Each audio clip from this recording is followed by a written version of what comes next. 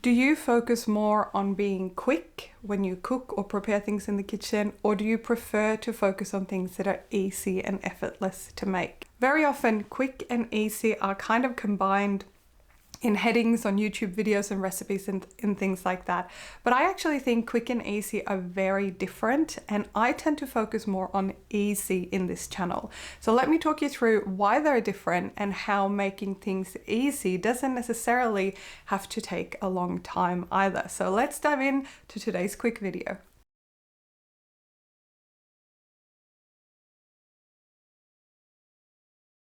Hello there friends, and welcome to the channel. If you're new here, my name is Emmy and I love to save money on food. I love to save time in the kitchen, and I often make things that are pretty quick to make. But more than anything, this channel is focused on making things easy and accessible, and it doesn't always mean that you save a heck of a lot of time. So bear with me here and let's talk quickly about some principles that can really help you in the kitchen and can help you save a lot of money whilst making healthier choices. So firstly, let's talk about the concept of quick things. So quick things save you time there and then in the moment. And in my experience, you sacrifice a little bit of money to have something quick. What I mean by that is often you will pay more.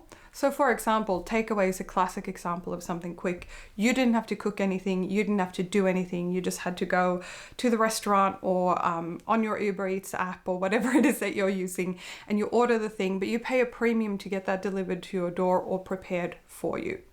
Same goes for groceries and things like that. If you wanted to save time and you really needed, you buy a salad kit or already cut up vegetables or already made hamburger patties, it saves you time, but you're paying usually a little bit extra because someone else had to do that work for you.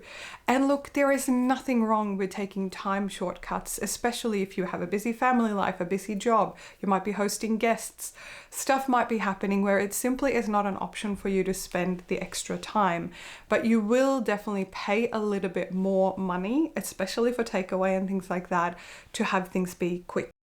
The second part of quick solutions that can be sneaky and something we have to keep an eye on is the costs that we pay in health benefits. If you think about most takeaway options, yes, sure, you could go to a salad bar or something, but the vast majority of takeaway options, pizza, burgers, curries, are quite calorie dense. And because we often get upsold in the takeaway app or on the board when you're looking at the food, you might be ordering a starter, which you normally wouldn't have a starter if you cooked your own food at home. So you're sacrificing potentially a little bit of health. Same goes for the quick options from the supermarket. So in addition to things like we talked about before, pre-cut up vegetables and things like that, which do cost a little bit more, the health cost, if you look at the ingredients, so if you look at those ready-made meals or the quick pizzas or things like that, if you turn that around and look at the ingredient label of that, very often there is more sugar, there is more things than you would likely put into the thing if you cooked it at home. Now again, there is zero shame in using quick options in life. Sometimes I make 2-minute noodles, even though I know they're not the most nutritious thing. So saving time can be really essential. But we have to be mindful about the concessions that we make to save time, whether it's a money or a health sacrifice. So let me talk you through my thinking around things that are easy and how you can transform both your life and your budget, moving away from quick to a slightly different version of quick and making things really easy. All right, so let's flip it then and talk about things that are easy. Easy means something that pretty much anyone can pick up and do very effortlessly or with very little instruction. And that is my whole goal for this channel, is to make meal planning, meal prepping, freezer prepping, all those things as easy as possible for any of you out there, regardless where you live and what your budget is. And for me, easy is something though that will sometimes take a little bit of time to build up. It could be building a habit. It could be managing your grocery budget. So it can take a little bit of time to make things easier for you in the long run.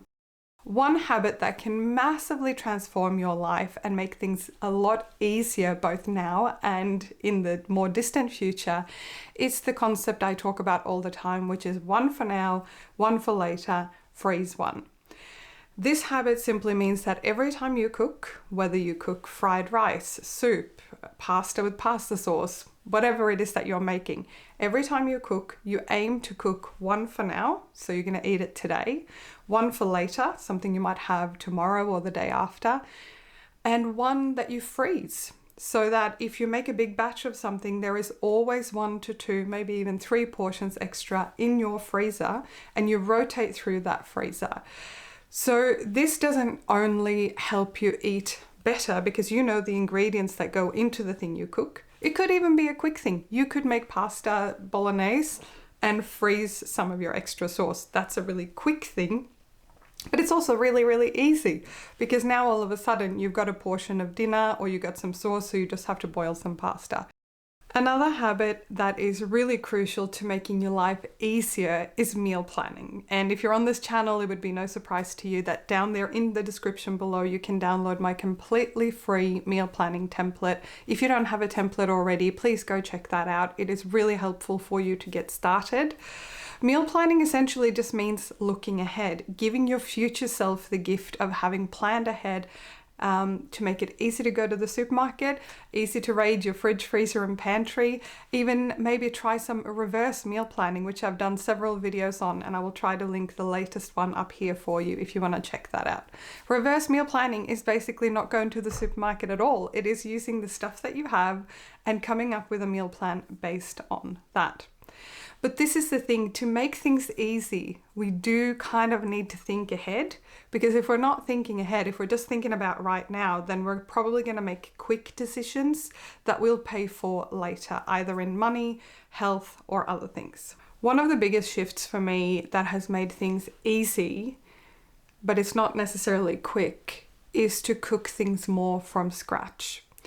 And I find that if you learn or get in the habit of cooking more from scratch or as much as possible from scratch, yes, use a sauce or a pasta bake or whatever thing that you use. You can use shortcuts, of course, we talked about in the quick section. There is nothing wrong with taking time shortcuts if you need to, if you just need to get dinner on the table. The principle though is that almost always it will be healthier and cheaper to cook things from scratch yourself. And not only that, you learn to get creative with things and waste less as well, because as your confidence grows, you are willing to try and add vegetables you might not have used in that particular dish before, and you feel less worried about getting it wrong. And that's one thing I'm hoping you take away from this channel, because I create all the time, and you know that if I have a recipe that I follow, I just kind of follow it. If I'm baking, I will be more precise with things like flour, baking soda, whatever, you know, the things that you need in exact quantities to have the bread or the cake that you want. More often than not though, I just improvise. If the recipe calls for celery and I don't have celery, I'll just chuck something else in instead. And I think this is the thing to get really curious about. But you will find that building the habit of cooking from scratch and learning more recipes and getting comfortable with making your own roux, like we did in the Swedish meatballs video, which was probably the one you saw just before this one. But making a roux or making a sauce from scratch, it is actually not that difficult, but it takes a bit of practice. And this is the thing about building something easy over time. It's kind of like going to the gym. You've got to train that muscle. Another way of looking at something easy is that even though it's not super quick to make, you can make the thing and then be around and do another activity. So you can kind of combine activities. Let me give you some examples.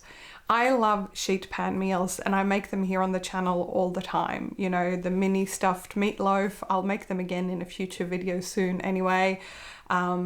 Vegetables, all sorts of things that I just do on a sheet pan in the oven.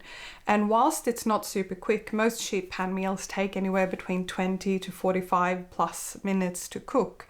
But the prep itself is actually usually very quick. You usually just cut up your vegetables or your meats, mix a couple of ingredients together, and then you put them in the oven on 180 degrees Celsius or something like that for X period of time, and your house starts smelling wonderful and it starts to heat up your house. It's cold here in Melbourne where I live at the moment, so it starts to heat up your house. So whilst it took me maybe an hour to get dinner on the table, the prep and the cooking part of it only took like 10 minutes. So again, if you get into the habit of meal planning and you know how long something's going to take, you can sit down and edit a video, watch your favorite show, read a book, do homework with your kids, fold some laundry. All that stuff can happen whilst dinner is already in the oven getting cooked. So just because something takes longer doesn't necessarily have to be a bad thing. And as a little bonus side note, I can sometimes find it really powerful to put some food on and then know that, okay, I have a window now of 30 minutes or 45 minutes where I could do whatever I want, you know? And I understand if you lead a busy life, you might not be able to think about it that way.